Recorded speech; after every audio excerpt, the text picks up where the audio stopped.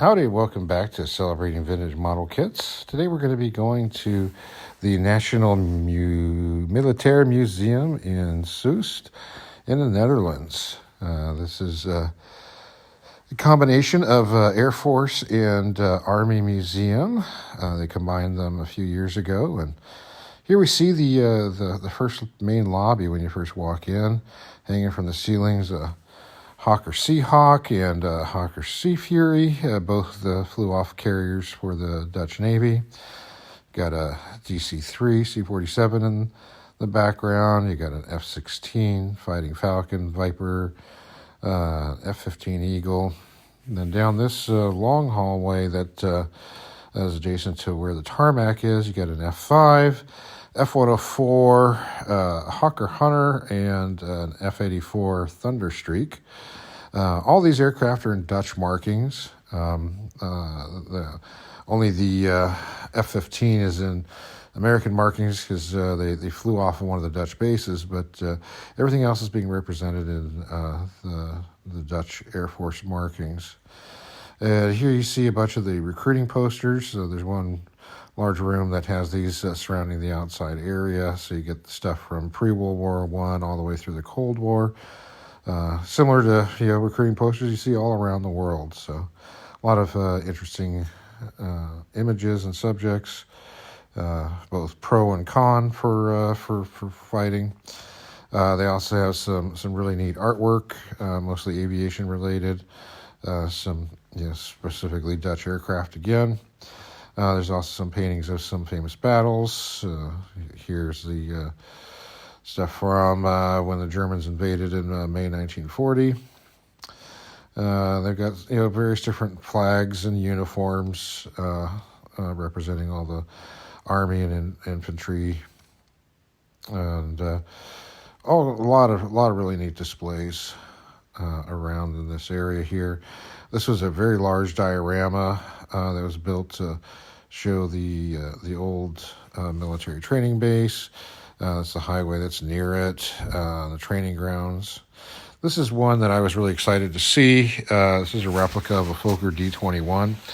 It's very, very well made. You would not know that this is not a real aircraft when you see it. It is exceptionally well done.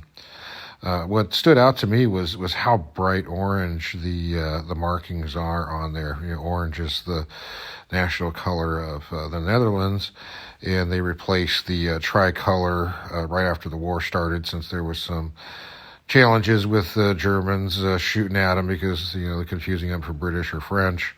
So they went to these bright orange triangles. I mean, they are literally day glow orange.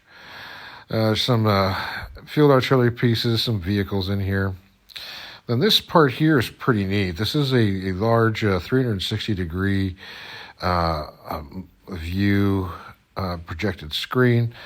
Starts out with live action, and then it transitions into digital, where you can see what all the different things on that battlefield are. This particular case, they're showing you a siege on a fixed fortification in the 1600s. I believe this lasted a whole year, this particular one they're depicting, showing how they did the fortifications, how they dug up to the walls, and how they blew open things. So it's pretty neat.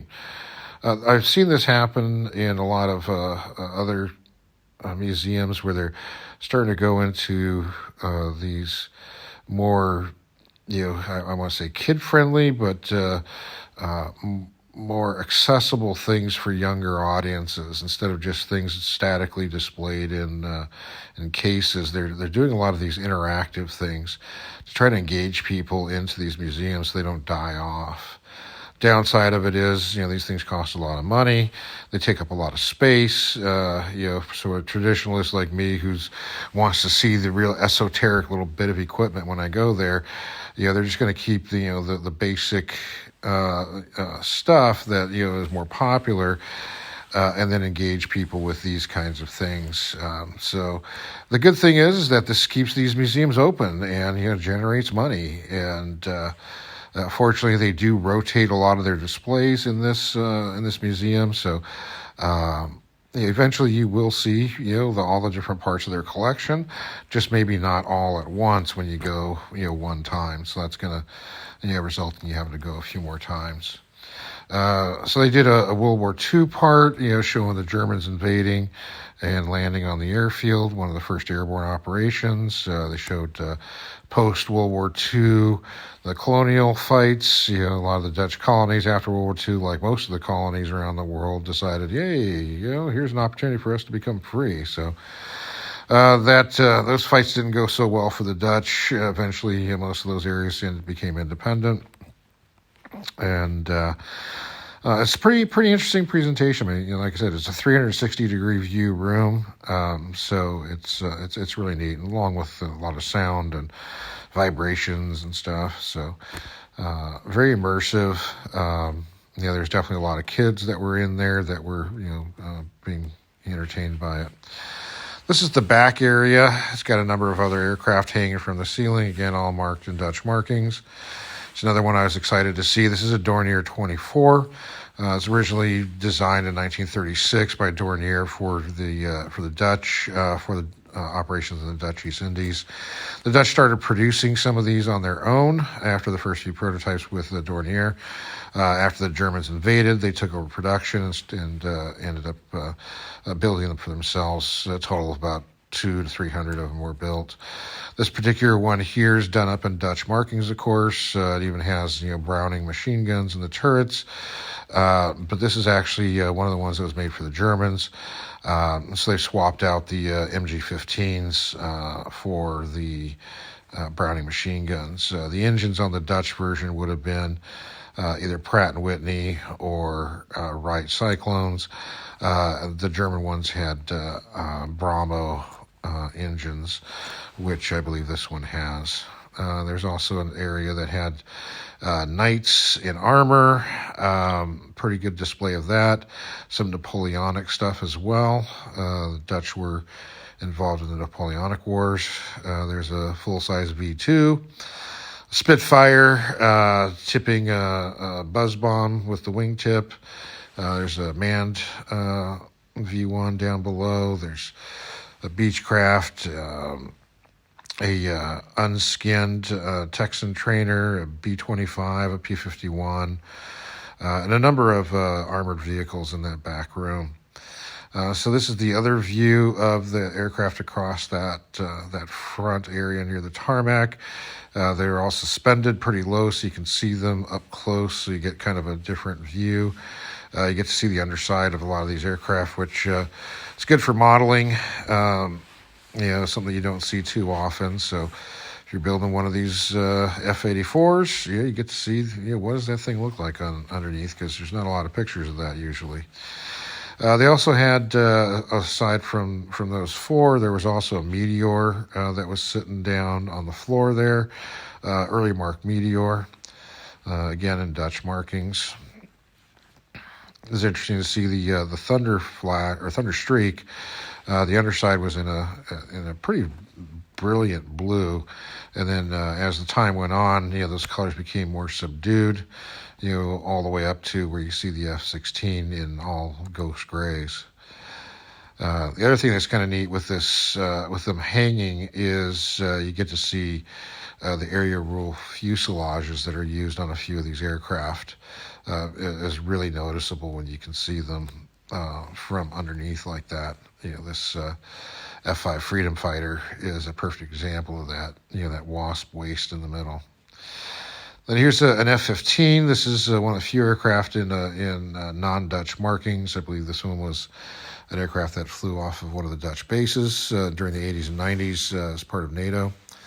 It's a F-15. I think it's an A model. I'm not all that hip with the different models of F-15, but it is a single-seater. So it could be a D. Oh, wait, no, the D was a two-seater. D and E's were two-seaters, so it's possibly an A or B, or A or C, I'm sorry. And this room was neat. This is one of the changing, rotating exhibits. It's the history of ejection seats from some of the early ones all the way through a modern one. So showing the different seats are positioned in the different stages of ejection, which was kind of neat. It's a little dark in this area, so it's really hard to see some of this stuff, but they also show flight gear from pre-World War One, World War One, and the World War II one was mostly all British equipment for the Dutch that were flying with the RAF.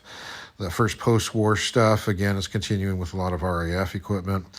The orange suit's actually an American 5390 suit, but the rest of the equipment's British, and then a couple of modern ones. And then here's a few of the vehicles. And then finally the F-16 Fighting Falcon or Viper, pretty sexy aircraft. These are being retired from the Dutch Air Force. They're being replaced by F-35 Fat Amy's, nowhere near as sexy as the Viper is. And then here's the Hercules, Nike Hercules. I got a couple of those set up for launch. Then you've got a Breguet Atlantic and a Neptune, along with a Fokker F-27 for paratrooping. Got a MiG-15 out on the tarmac, and also a F-86 Sabre. And then finally, there is a Spitfire. I believe this is a replica that's kind of sitting forlorn out in the back corner of the property. But I don't think this is a real Spitfire. They do have the one that's hanging in the one area, I think, is it's a clip wing, so it's either a Mark 5 or a Mark 9 clip wing. That one is real. This one, I'm pretty sure is a replica. So that's about it. If you get a chance, definitely get out to see this.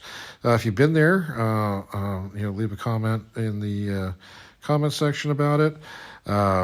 They're open year round except for a couple of major holidays, and it's a real good place to go. And like I said, they do rotate their displays. So, fortunately, I had a very limited amount of time to be there, so was not able to film all the stuff that was there, and some of the stuff was pretty quick. Only had a couple hours, but you definitely need a good full day for this one. Well, thanks for watching. Appreciate your continuing to stick with the channel, and have yourself a great rest of your day.